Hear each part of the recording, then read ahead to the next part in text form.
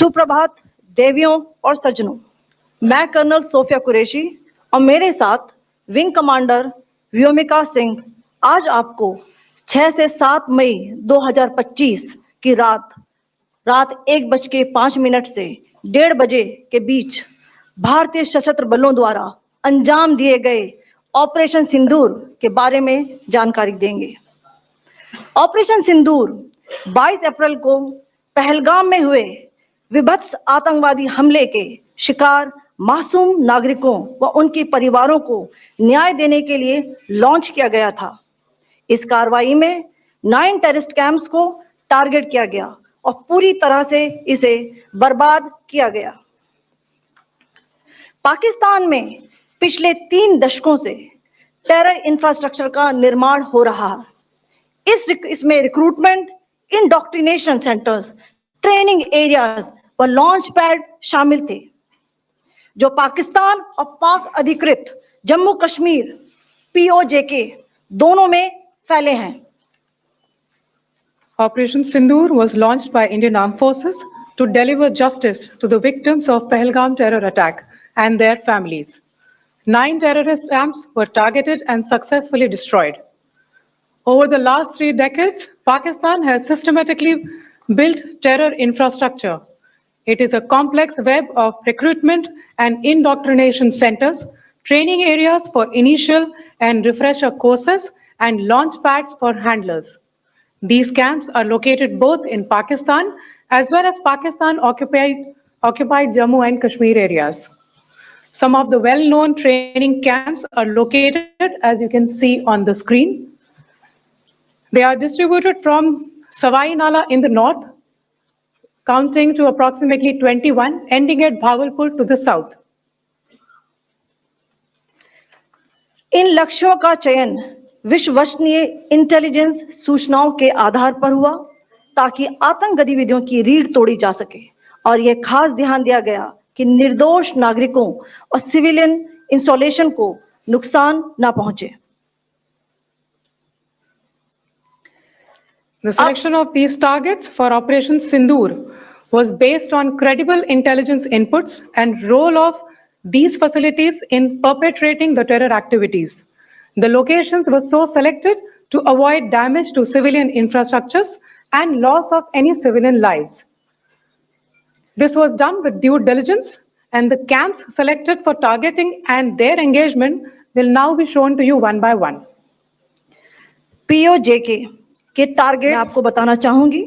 सबसे पहले सवाई नाला कैंप मुजफ्फराबाद, जो कि POJK के लाइन ऑफ कंट्रोल से 30 किलोमीटर दूर है। यह एक लश्कर-ए तौयबा का ट्रेनिंग सेंटर था। 20 अक्टूबर 2024 सोनमर्ग, 24 अक्टूबर 24 गुलमर्ग, 22 अप्रैल 2025 पहलगाम, इन हमलों के आतंकियों ने यहीं से प्रशिक्षण लिया था। सैयदना बिलाल कैंप मुजफ्फराबाद, यह एक जैश ए मोहम्मद का स्टेजिंग एरिया है।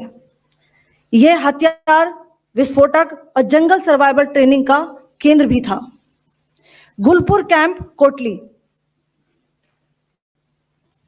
यह LOC से 30 किलोमीटर दूर था। लश्कर-ए तौयबा का बेस था, जो रजौरी, पुंछ में सक्रिय था।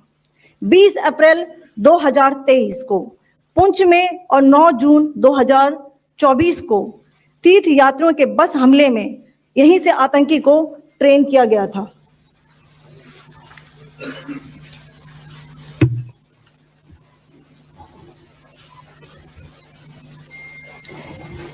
बरनाला कैंप बिंबर, ये LOC से 9 किलोमीटर दूर है। यहां पर हथियार, हैंडलिंग, IED व जंगल सर्वाइवल का प्रशिक्षण केंद्र था। अब्बास कैंप कोटली,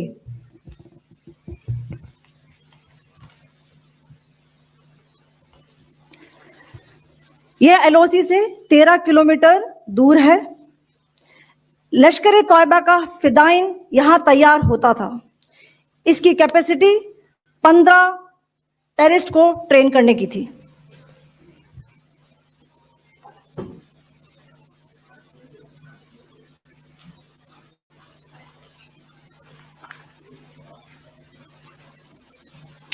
अब मैं पाकिस्तान के अंदर के टारगेट से अवगत कराना चाहूंगी। पहला, सर्जिकल कैंप सियालकोट। यह अंतरराष्ट्रीय सीमा से 6 किलोमीटर की दूरी पर है, सांबा कठुआ के सामने।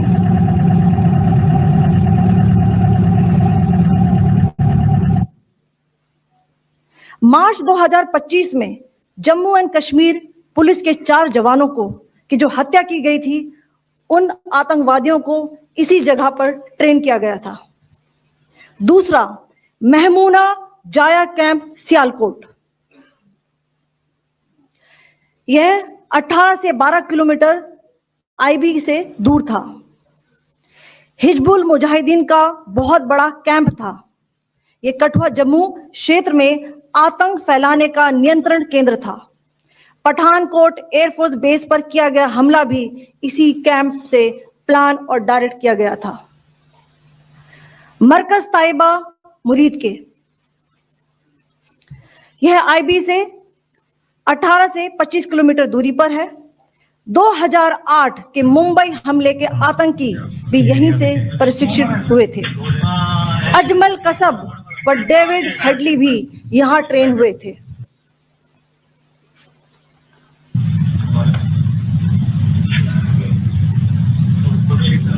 आगे दूसरा है।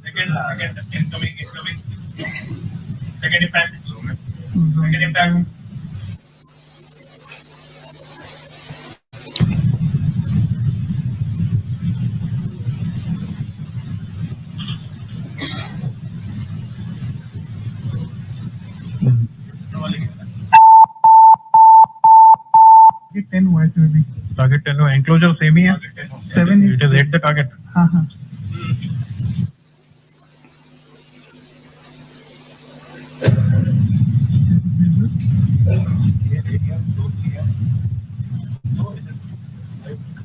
तीसरा आ गया सर।